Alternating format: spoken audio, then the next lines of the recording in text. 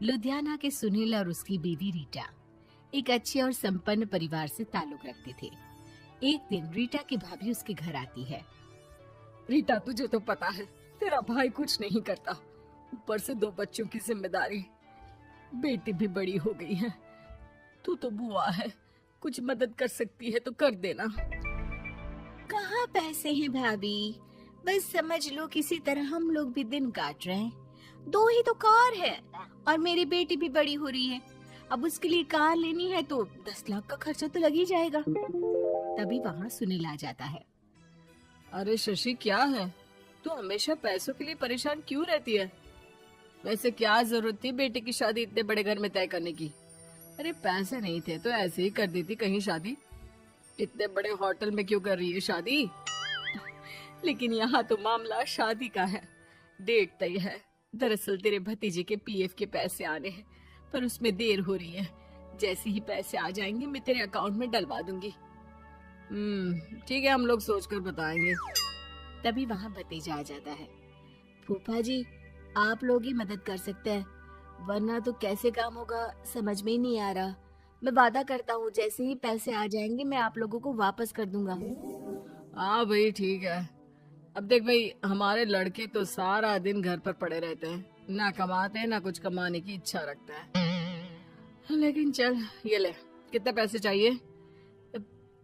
जी 4 लाख रुपए। ठीक है, लेकिन पैसे ध्यान से वक्त पर वापस लौटा देना।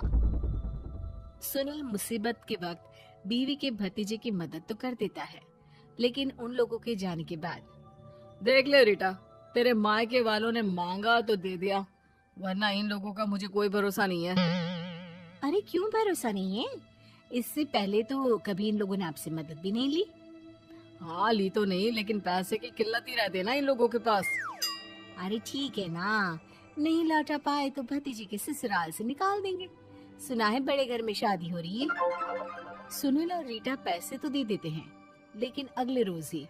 हाँ भाई साले साहब, क्या हाल है? ठीक हूँ जीजा जी। क्या बात है, सालों बाद आपका फोन, जरूर कोई बात होगी, बताइए ना। अरे वो तेरी बड़ी भाभी आई थी, बेटी की शादी कर रही है ना, तो पैसे लेने के लिए मैंने दे दिए 4 लाख। सोचा भाई किसी गरीब की बेटी की शादी हो रही है, पुण्य मिल जाएगा। अच्छा किया जीजा जी, उनका बेटा बहुत मेहनती है, जल्द ही लौटा भी देगा। वहीं रीटा भी फोन करके हर किसी को पैसे देने की बात करती है। रीटा की भाभी शशि के पास उसके भाई का फोन आता है।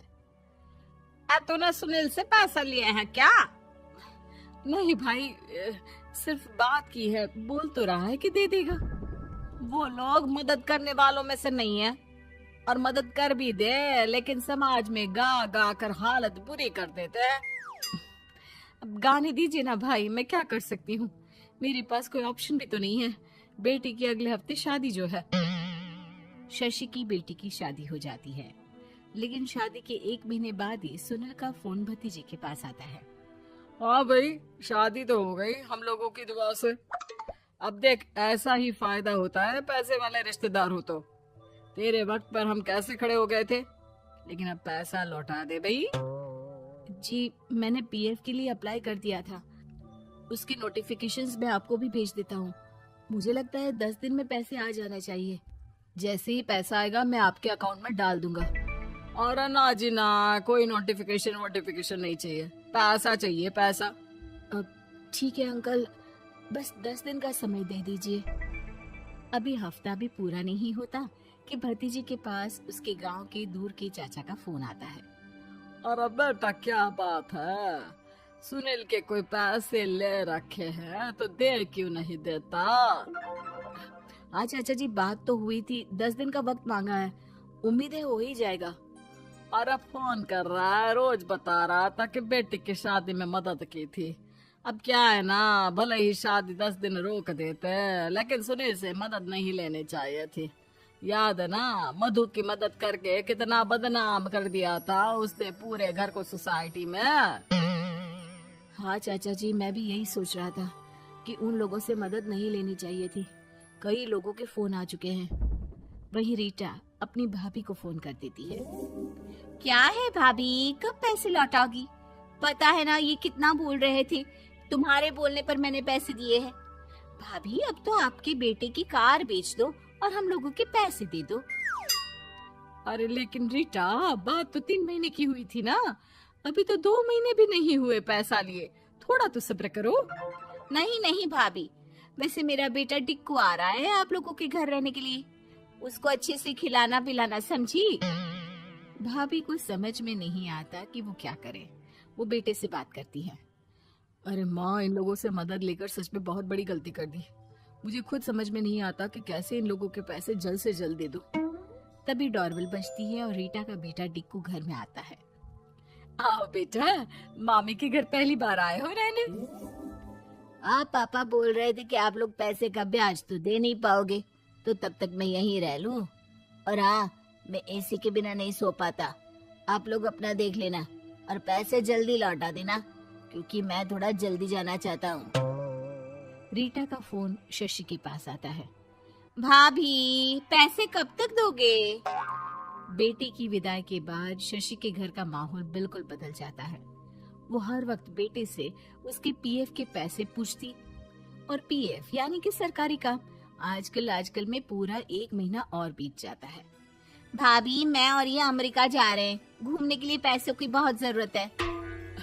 रीटा, मैं पूरी कोशिश कर रही हूँ कि जल्द से जल्द पैसे का इंतजाम कर दूं, लेकिन पक्का नहीं बोल सकती। तभी सुनील का फोन भतीजे के पास आता है। देख माना 3 महीने की बात हुई थी पैसे लौटाने के लिए, लेकिन अभी मुझे पैसों की काफी जरूरत है। मैं अमेरिका जा रहा हूँ, तो पैसे मैंने किसी से ब्याज में पकड़ लिए हैं। तू हर महीने 4 लाख का 20,000 ब्याज डाल देना मेरे अकाउंट में।